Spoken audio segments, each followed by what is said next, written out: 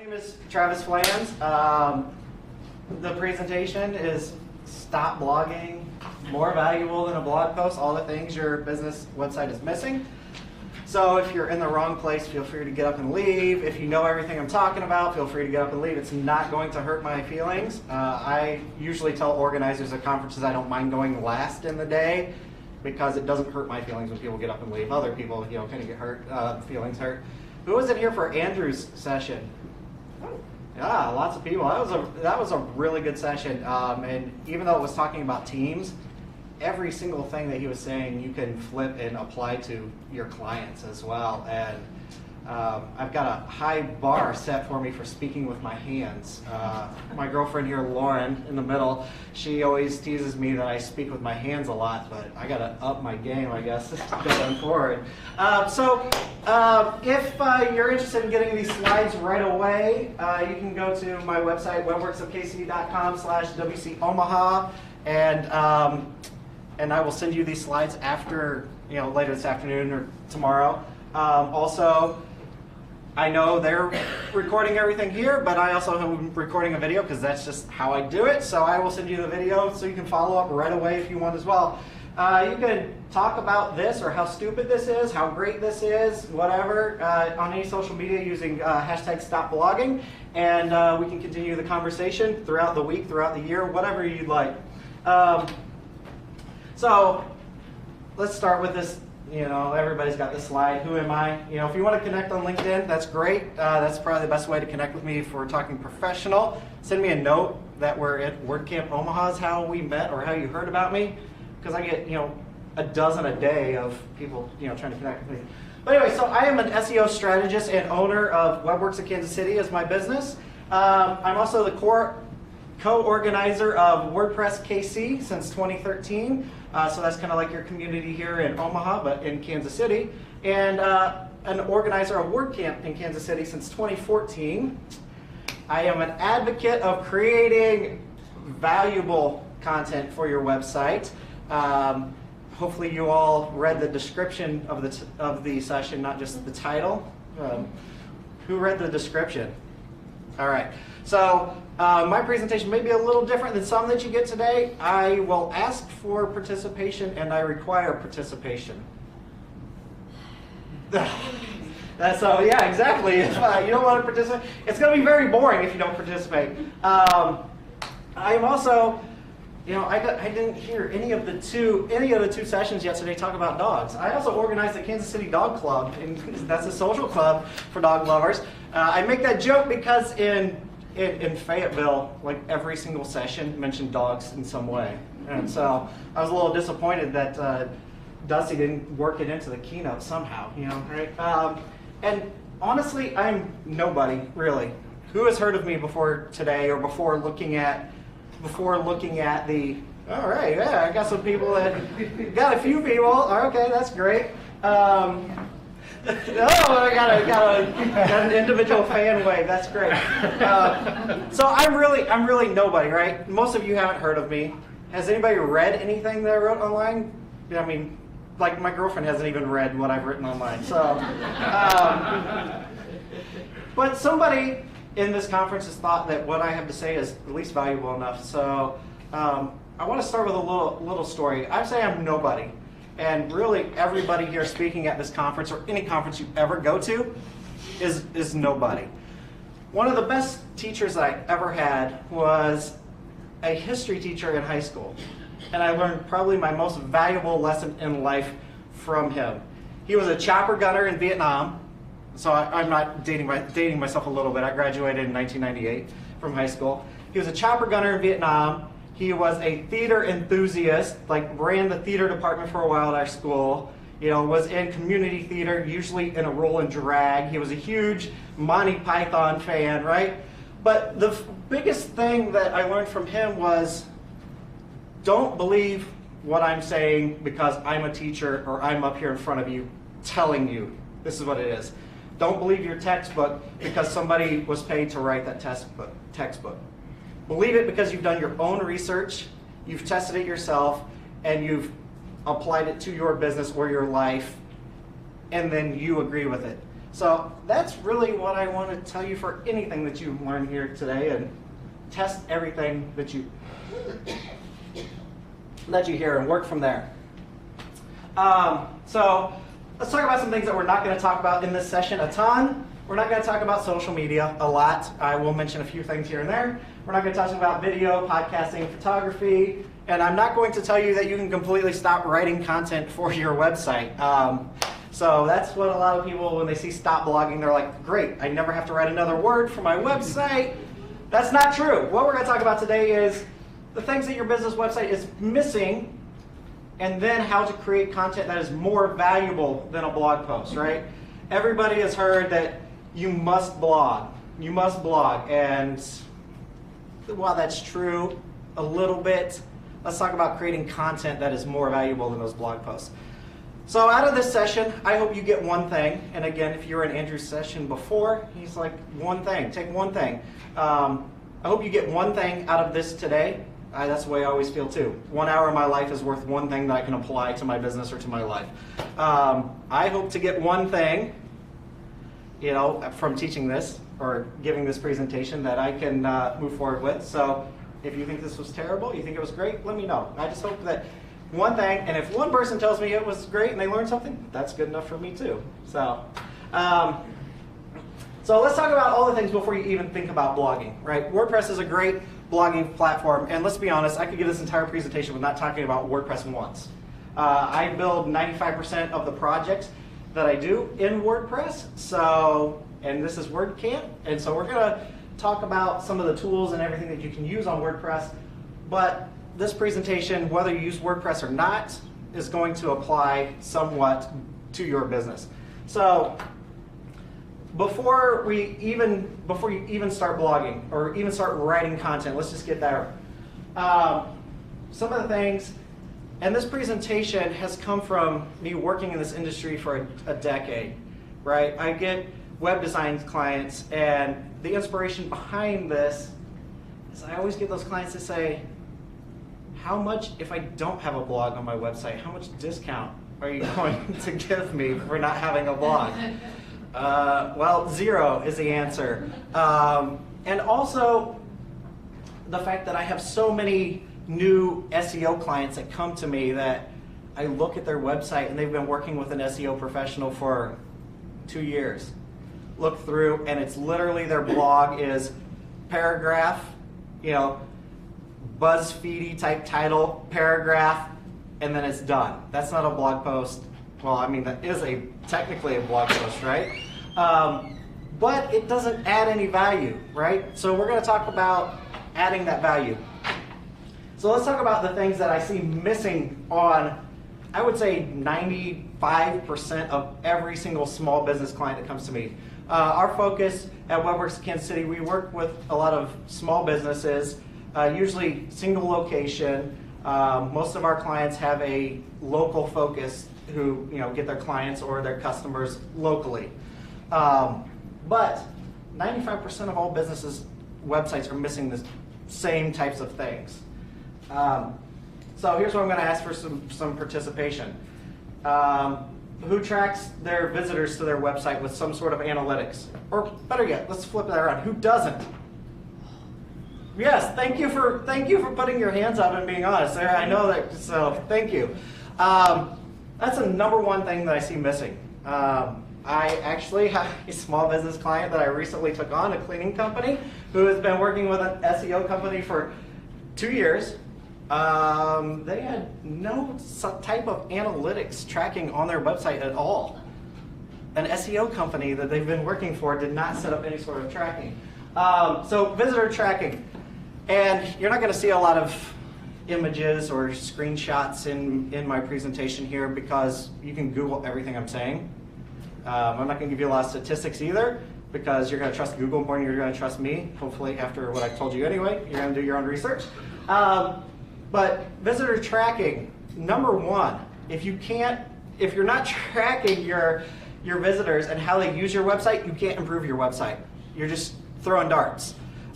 So maybe that one paragraph blog post is working for you, but you don't know that. But I can tell you it's not working for you, by the way. So visitor tracking. So let's do some participation. What sort of analytics do you all use? I mean, Google Analytics. Google Analytics. Anybody else use anything different? Stat counter. Stat counter. What is that? Just like a? In addition to. Oh, okay. Is that like the old days? It's got like the little thing at the bottom. It's like no, just kidding. It is, but It's more modified. It's better now. Okay. Crazy Egg. Good. Anyone else? What's that? Quantcast. That's good. All right. That gives you a lot of demographic information, right? So those are all great. You've got to have Google Analytics. I don't care what size of business you are. You have to.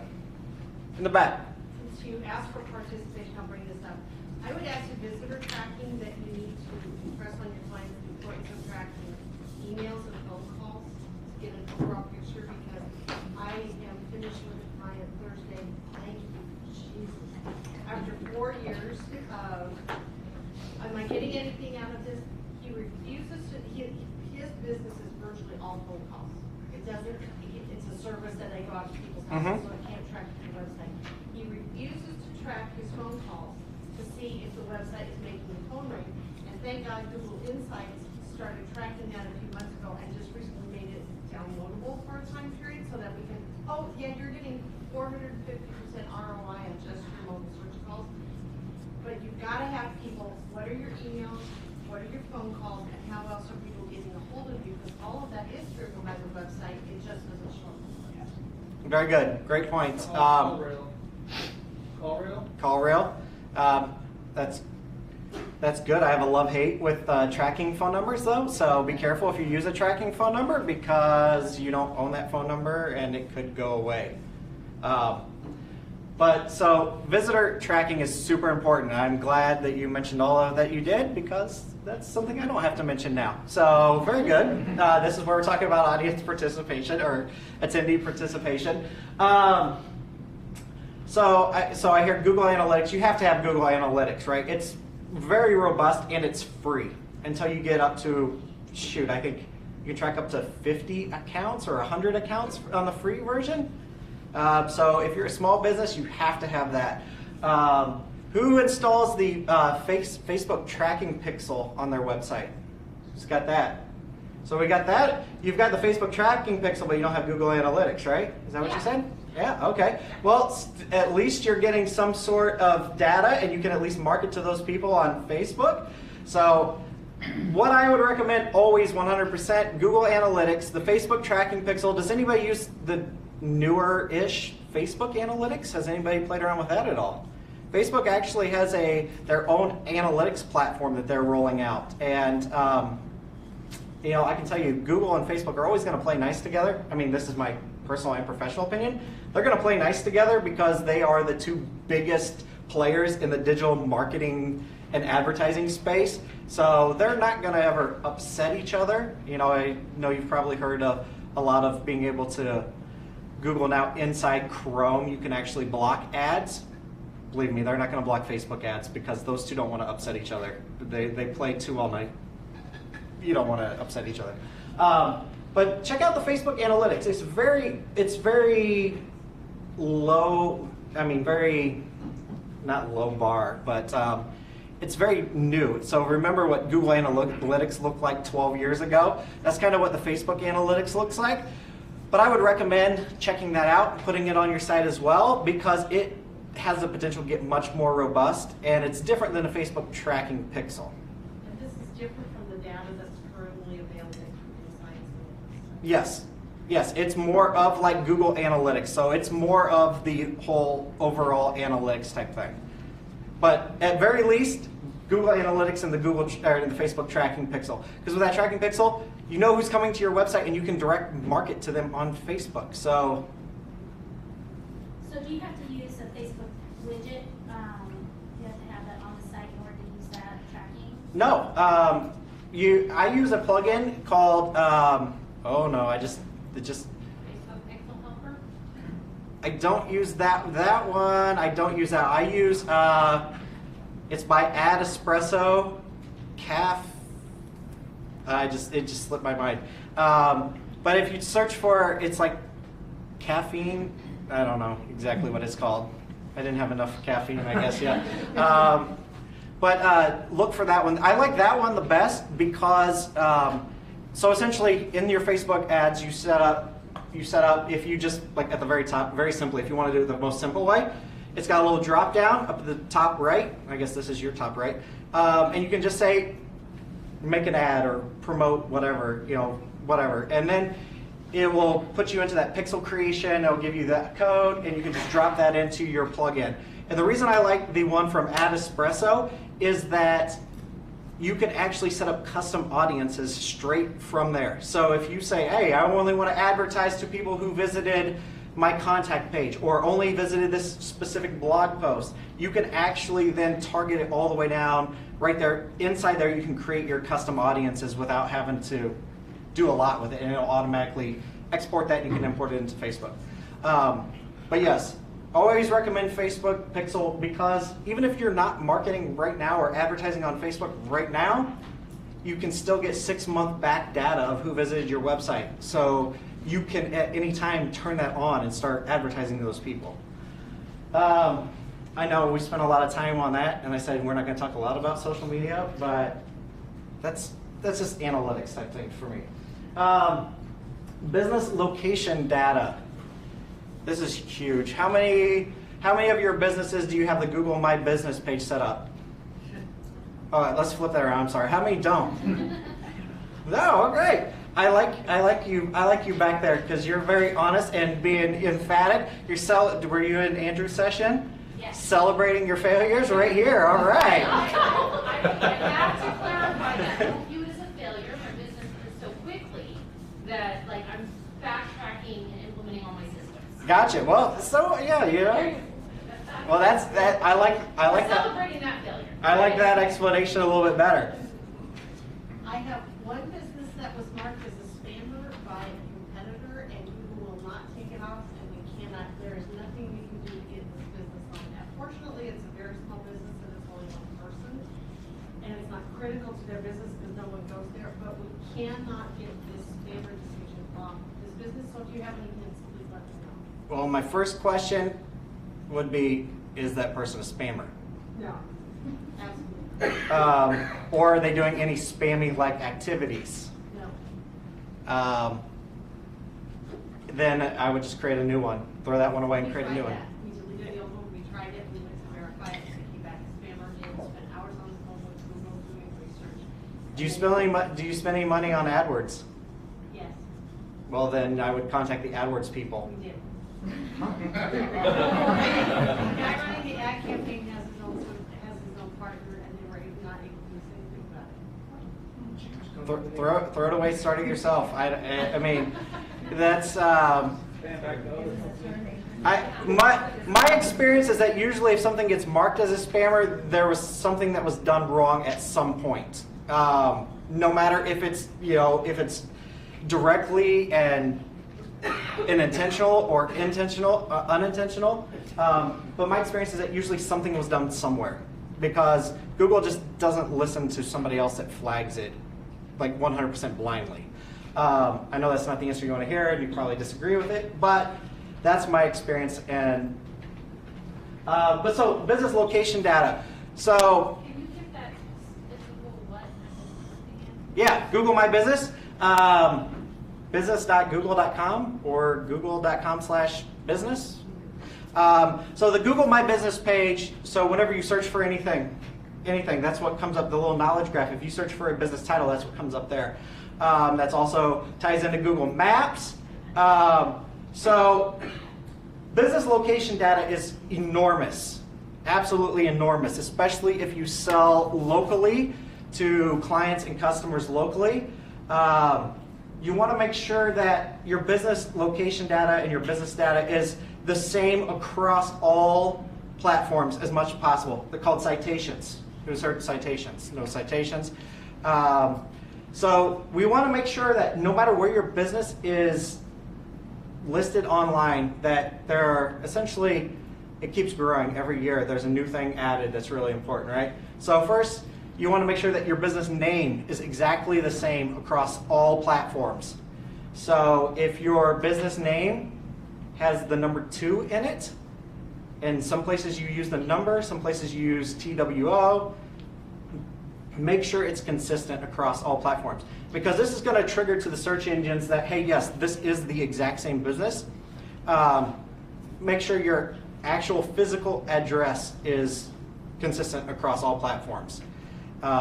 Because again, that goes to signify and signal that, yes, this is the same business that we are talking about on this other platform. So the more consistency you have, the more likely Google or other search engines are to trust the data that they're finding out there.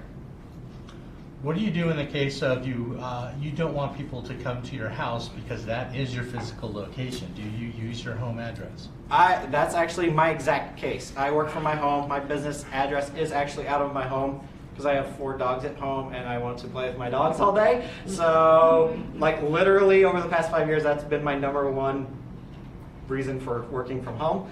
I put my physical address on there. I put my physical address on my website, on my business listings. Instead of your actual address, I would say use Suite A, Suite 1, whatever you want to use. But let's be honest, if a client or customer wants to find where you live, it's so easy for them to do that anyway. And if you want to seem legitimate, put your address on there. I have never, not once, had somebody show up to my house. Carissa's going to tell you she has before, because I know Carissa. But it's very rare that it happens. If you put on your website by appointment only or whatever it may be, that's going to deter that. But you have to weigh the value, right? Do you want the search engines and the world to see you as a legitimate business or not? Businesses that don't have addresses published or literally seem less legitimate by the search engines. How do you feel about PO boxes? No. PO boxes are not good for SEO, where search engine optimization is concerned, because they know that that's a post office box. The search engines know that that's a post office box, and they are not going to, they're not going to view it as an address. This client that I'm talking about, that I was talking about, this is a newer client. They actually, they're a cleaning company. They travel to their clients, but they had a PO box listed as their address. So I was like, why do you have this? They're like, well, our last company that we worked with said that we go to their location, so we don't need an address. Well, do you want to be seen as a legitimate business or not? Who cares if your business looks like a warehouse, right? You're going out to their business. But it's more important for the legitimacy and for the accuracy for the search engines. We have one client who they want to be search found for Chicago, Illinois, but they live in a suburb. So they keep getting found for their suburb instead when they're searched for the company that's based out of Chicago. Just look at Chicago is the one searching. We're trying to figure out how can you get them represented in the Chicago area in search results. That's a great question. It's a very common situation. We'll get to that a little bit later, but I would direct you to search for that exact situation on a website called White Spark. They're a Canadian company. They have a very good article about that. But essentially what you do is just create, I say just, like it's so simple, but create a page around each area or city that you want to service. Have testimonials from clients that are actually in that city, and you build up each individual city page. Don't do that spammy stuff that you've seen where it's like, we serve these areas, and it's got like 15 or 20 cities listed there. That's so spammy, and that's not going to help you. But even if you have that internal page, again, we're going to talk a little bit more about it, but focus on the content. We're going to focus on the content as a whole, and then those sub pages. So you don't want to put that in your entire navigation everywhere. But so name, address, phone number. Here we go. I got to love-hate with tracking phone numbers. Your phone number for your business needs to be a real phone number.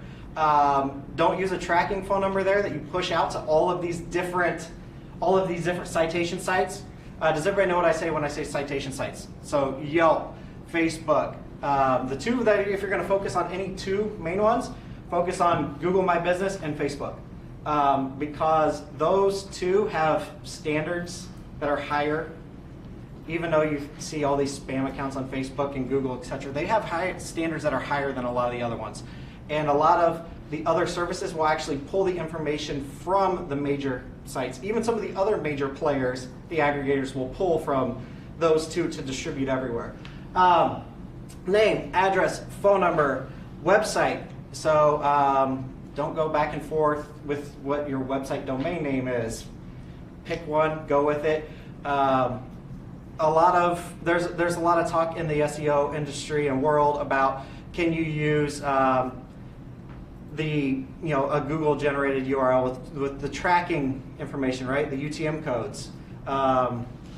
If you follow some of the big players in the industry, I'm small, so you can't do hundreds of thousands of clients on a case study. But they found that actually adding a UTM code, a tracking code, to those different websites. So if you want to track clicks that come from Facebook or clicks that come from Google, they found that the UTM code doesn't make a difference. It doesn't hurt you.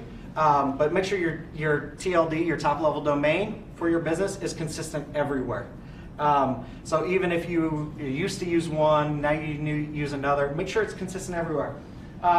So name, address, phone number, website, right? So 5 years ago it was name, address, phone number, then website. Now the last one is categories. Make sure you categorize your business. I was actually working with a client the other day. They were like, well, we're a wedding store, which is actually a Google category, wedding store. So they sell invitations and headpieces. You're gonna have to help me, or I'm not married and I don't plan to get married. No, she doesn't either. Not ouch. Not ouch at all. But so they're a wedding store. But I started looking through their website, and that's the only thing they mention themselves as, a wedding store in their categories.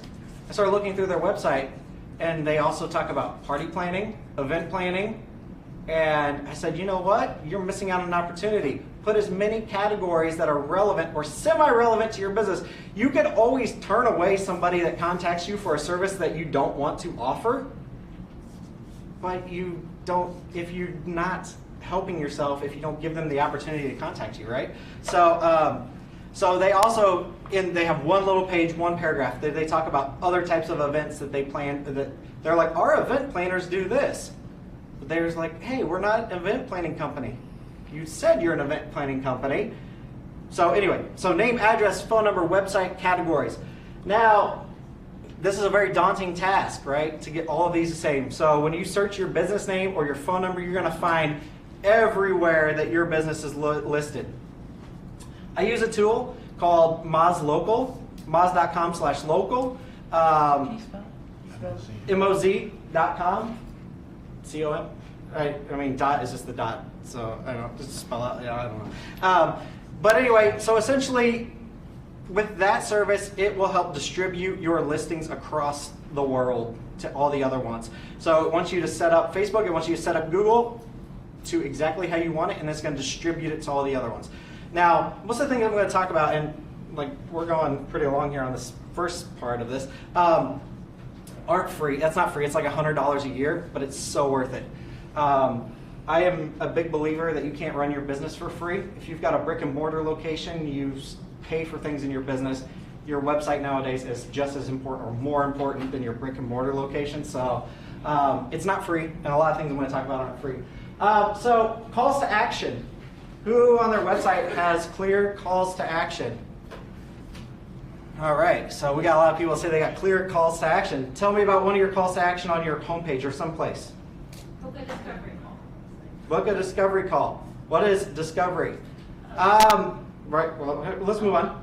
Well, we'll talk about it. Get a free 10-day pass. Get a free 10-day pass. Of what? Who's next? Email for more information. What? Request a quote. Email for more information. Email for more information. Learn more about services. Learn more about services. Schedule an HIV test. There you go. Schedule an HIV test. There we go. We're getting to the focus. I am a big proponent of creating content, no matter if it's just in a pop-up, if it's in a window, that is very focused. What is a consultation? What is, booking, whatever. Make sure that that actual call to action tells you exactly what the person is going to get. I see so many times, you get the pop-up, sign up for a newsletter. Newsletter about what? You know, I'm a digital marketing agency that focuses on WordPress and search engine optimization. What is my newsletter covering? And this can be a daunting task in itself. Like, just putting a sign up for a newsletter is fantastic. You've already beat out the majority of people don't even have that. So some sort of calls to action, but I'm a big proponent of making it super, super focused. Let them know exactly what they're going to get. Even if you think you're getting wordy, you're going to hone down to people who are more interested in what you have. Over-explain rather than under-explain. It's a big thing I say. But those are things that are just missing. Even just a pop-up that says sign up for a newsletter is better than nothing. So we're not getting super in-depth here. But so in-depth product and service details. This is where we're going to spend the rest of the session, which we're going over a little bit. But so how many of you sell products on your website? Oh, only a couple. How many of you sell services? Okay, so we only got a couple product people. But on your products that you sell, do you write all your descriptions or do you copy them over from the manufacturer's catalog? This is where it's super important, and when we're talking about creating content that is more valuable than blog posts. How do you blog? Let's talk about this. How do you blog? And if you hate blogging, why do you hate it? Somebody tell me. What is your blogging strategy? Who has a blogging strategy? We got 3 people with a blogging strategy. So who hates blogging? There's a lot more hands there. So the people who hate blogging, why do you hate it? Because nobody else does it. Nobody else? What do you mean nobody else? Out of 20 people in our office, I'm the only one who knows how to write words that sound good. Okay. There you go. There you go. Okay. That's a new one. I haven't heard that, but that's a great reason, right? Because it's all put on you. So you hate it because nobody else wants to do it. I don't know how to write to make words sound good. Oh, there you go. You don't know how. Anybody else? Time? Time? No topics? You know, those are all the most common reasons, right? You know, don't have the time. It takes too long. You don't know what to blog about. Well, let's see. What else I have here? Oh, not an entertaining writer. There you go. That's kind of what you said a little bit there. Nobody wants to read it. Don't know what to blog about. Another reason is a lot of people think that everything is already out there. Like everything is already out there. Well, I'm going to tell you, you can take advantage of everything that's already out there. I write all content that I write. I shouldn't say all content. The majority of the content that I write for myself and for my clients has search engine optimization in mind. So search engine optimization, I like to categorize as the art and science of being found online for the services or products that you offer. I say art because it's not all about plug this in and it works. I say science because there is a little bit of plug this in and it works. You know, so you have to have a combination of both. But I'm a big proponent of writing content that people are actually searching for. Okay, so what type of questions does your business get every single day? You know what people are calling you and what they're asking you about. FAQs, frequently asked questions, are the absolute easiest thing to write about. You already know what your customers are asking you. You already know that you have to answer that 10 times a week or 20 times a week. Put it on a page and make it very, very honed in. Be very specific with that. Don't make it so specific to your business, but make it specific enough so anybody that's worldwide searching for that can find your topic and you answer that question. Because why do you search? Why do you search for anything? One answer. Right, exactly. So you are searching to answer a question. Nobody searches for, right? So if you're looking for a place to eat, you're looking for a place to eat. You want that answer. Tell me where I should eat, because it's too tough for us also to figure out a place to eat. So, I already gave you the answer. But my question was, not my question, but so I took this straight from a guy that I really like, Marcus Sheridan. Has anybody heard of Marcus Sheridan? got a couple people who's heard of Marcus Sheridan. Marcus Sheridan owned a pool company on the West Coast during the housing crash, 2008, whatever, 2008, 2009, whenever that was. I don't want to pinpoint it, and I don't want to get into the discussion of what had actually happened. But he owned a pool company, and he and his partners were worried about losing their entire business, hundreds of thousands of dollars. So he, not even being a marketing professional, took a step back and said, well, we're just going to shift our entire mindset. We are going to start writing content that is about these 5 categories: cost, problems, comparisons, best of, and reviews. Think about it. When you search, that's what you're looking for, right? I'm going to focus mostly on the price. How many businesses in here list their price on their website? Got a handful? How many don't? A lot. So why do you not list your price on your website? Anybody? Because people see that and think it's fixed and final when it's not. Okay. Flexibility. Right? Okay, so we say you don't want the competition to see it. We say because what? Their price depends. It depends. What did we just talk about? Frequently asked questions. Why does that cost fluctuate? Why does it go up? Why does it go down? You know that. Write about it. Write about it. People want to know why this costs this rather than this. What are other reasons you don't list your price on your website?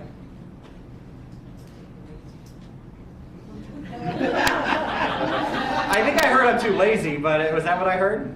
For some clients, it's more of a, like I'm thinking of 2 clients I have that do foundation and basement repair. And until you get out and see it and can measure it, to guesstimate a price would be absolutely foolhardy. Right. But again, you know why the cost goes up and why the cost goes down. And we're talking about problems, right? We're talking about problems. We're talking about comparisons. So you can write about the cost, and I'm not saying write about the cost, the actual cost, but in that you can say, you can write the most common problems with a, well, you said basement repair, leak, what exactly? Foundation repair. Foundation repair.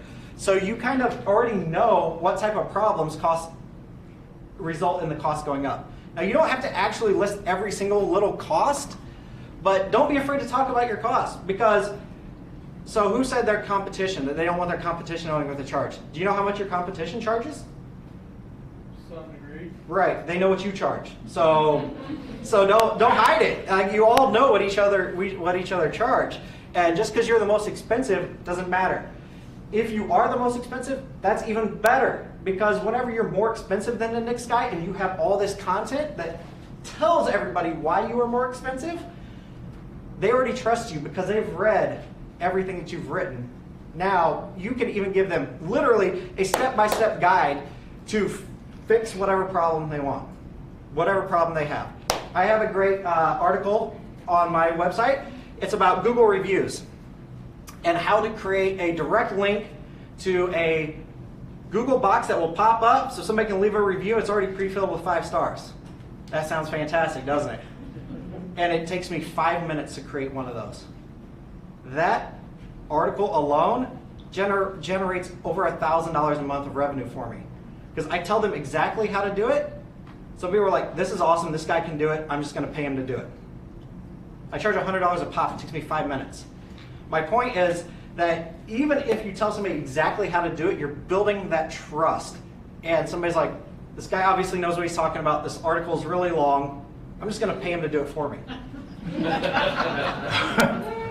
So again, we talked about laziness, right? Somebody's talking about laziness, same thing, right? With any customer or a client, if they know that you know what you're talking about, or they trust that you know what you're talking about, they're more likely to pay you for stuff they could do themselves. Everybody can clean their own house, right? Everybody can mow their own lawn. The difference is they don't want to. They don't want to. Tell them why they should hire you and go in detail to where they're like, okay, I get it. This guy knows what he's talking about. I'm going to hire him. This lady obviously knows how to mow a lawn. I'm going to hire her because I don't want to do it, even though she told me exactly where to set the blade each time of year, no matter where my house is facing, whatever it may be. My point is everybody could do anything and any service, any product you offer, people can do it themselves, but they don't want to. I have a question about your Google reviews page. That sounds like something that you figured out and it's really great, and that someone in Google would come along and say, no, we don't want that. Actually, I figured this out. This article is 4 years old now. 2014, the beginning of 2014 is when I wrote it. Yeah, almost 4 years. I wrote it in 2014. I figured it out, and Google has actually went softer. They actually in their, because that's the same thing. A lot of people were sending me comments. They're like, "Oh, Google's going to shut this down. Google's going to shut this down." Well, no, Google actually, and I'm not saying it's because of my article, but this article gets, 10,000 hits a month through search. But they've actually implemented into their FAQs or whatever. FAQs, I don't know, whatever word you want to use for it, into their help session, they've actually implemented to tell you how to create a direct link to that review box. Now they actually have that in their help session. But I've taken it one step farther and pre-filled it with 5 stars. So, You still have to be signed in with the Google account, right? yes, and honestly, still, Google is going to be the most valuable place for you to get reviews. Because that fact that you have to be signed in, you have to have an account, it's more authentic, it's more likely to be real, even though people still create fake Google accounts. We're actually going a lot longer. Thank you all for participating. That's good. So create better content, data-driven, right? We've installed analytics, we've installed some sort of tracking. You know what people are doing on your website. Make sure your content is relevant and to the point. I'm a big proponent of, like I said, answering those questions. Stop creating content that is fluff. Like with Marcus Sheridan, right? He's got a pool company. Who cares about 5 cool things to do in your pool? If you have a pool, you know what to do in your pool, right? You know how to lounge next to your pool. You know, who cares about the floaties you're going to buy for the pool? Start talking about the differences between a fiberglass and a concrete pool. Start talking about again, to cost. What's going to make it cost more or less? You know these things. Stop creating content that just fills somebody's inbox, or keep that stuff for social media. That's great for social media. But on your website, relevant content that people really want the answers for. You're going to build that trust. People are going to buy from you, even if you're the most expensive, because it's relevant. You've answered the question they were looking for. Create the content that is targeted toward bottom of the funnel. People who are already in the purchasing mindset, right? The people who are already ready to buy, they want to know the problems that they may have with that pool. What is the upkeep of that pool? They don't want to know fun things to do in their pool. They don't even have a pool yet. So target your content super targeted towards people who are already in the buying mindset, rather than the pray and spray method of putting something out there, hoping somebody will share it on social media. I love social media, but it's all about your website. If you're not getting people to your website, they're not going to call your business. People very rarely are going to call your business because they saw a Facebook post. They want to go to your website. They're going to research you, period. So, in-depth, again, we talked about in-depth content. I'm just going to hit on topic clusters. Do a Google search for topic clusters. You'll find a great article, a couple great articles out there. Skyscraper is the #1 type of content that I recommend creating. Who has heard of or uses the Skyscraper Method? No? Okay. The Skyscraper Method, really quick, let's get through that. The Skyscraper Method is all about finding that targeted, right? What do you want to rank for? What do you want people to find you for? Find that targeted search, do the search yourself, find everything that's out there, and write content that is, you already know what's ranking. If you do the search, right, you already know what is ranking. Write something that is bigger, longer, more in depth, taller, I guess skyscrapers go up, not down. So I write content that is bigger, longer, deeper than all this content is already out there. And when I say bigger, longer, deeper, how long are your blog posts right now? How many words? For the 5 people who are blogging. I hear some mumbles of 1,000. 1,000 or more. 1,000 or more. I'm going to tell you, put the time, the effort into it, create a piece of content that's 2,000 words or more. Now, it is statistics show, and again, Google it, you'll find it. Statistics show that if you want to rank on the front page for something and stick and have that staying power, you need 2,000 words. Again, that sounds scary, right? Because you're writing blog posts that are, right, you'll hear a lot of SEO professionals say 300 to 500 words. No. Spend that extra time, stop writing those stupid short posts, and go 2,000 words. Like I said, this one article that I'm referring to has like 3,500 words, and it was written 4 years ago. I go back to it monthly. Make sure all of my screenshots are up to date. Make sure all the content is up to date. Change my wording, improve wording. If I get comments, this is a big proponent of keeping your comments turned on as well. Keep your comments on. You don't have to allow everybody to comment, but you're going to see what questions people are asking you. Again, goes back to the frequently asked questions. Don't answer that in the comments. Go back and update your blog post or your article. The website is not permanent. It should never be permanent. A post should never be permanent. Some of the best things I've updated in my article that I'm referring to came from the comments. So I get a lot of people sending me emails or posting a comment that says, this doesn't work. Well, dude, I just did it this morning and it works. Here's a link. Pay me $100, I'll do it for you if you can't figure it out. That actually works quite often. So I'm going to skip. We already talked about calls to action and inbound. Again, with our calls to action, how many of you do any sort of inbound type marketing on your posts, your articles? Who knows what I'm talking about when I say inbound? Couple, right? So inbound marketing, again, is kind of a way to stay in front of your customers. Your calls to action, right? We said sign up for a newsletter, give us your email for more information. You've all been in a drip email campaign where you get a series of email over time. That is so amazing. People will sign up for my article about, like, literally my call to action is, get more review-based articles, essentially, about getting reviews. And then I send them an email about how to create a redirection so they don't have this big, huge, long Google link. They can do one on their own website that's webworksatkc.com/review. And then it also sends them to my other page that I have that some of you sounds like you may be interested in. It's like 27 reasons Google deleted your review. And that one actually gets a few thousand hits a month from search as well. But any sort of inbound marketing you can do.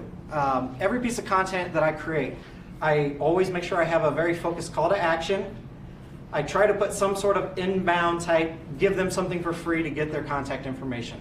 Something that I didn't mention on here when you're talking about doing that easily, who uses browser push notifications on their website? No? How many of you have signed up for those? It says this website wants to send you information. Those are fantastic because you can send those people a message anytime you want, and even if you hate them, they are effective. They are effective if you target your message. Again, it's all about targeting your message. Tell them exactly what they're going to get and why they should get it. So hopefully you all learned at least one little thing or have one little thing you can take back. But the big takeaway here is stop creating those 300 to 500 word blog posts and start creating content that your customers actually want.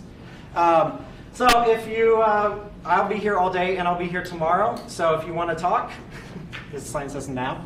He wants me to leave. So if you want to talk, I'll be around. Again, you can tweet at me or connect on LinkedIn if you have any questions, comments, concerns. Tell me I was terrible. That's fine too. If you didn't learn anything at all, I'm sorry. Enjoy the rest of the WordCamp. Thank you all.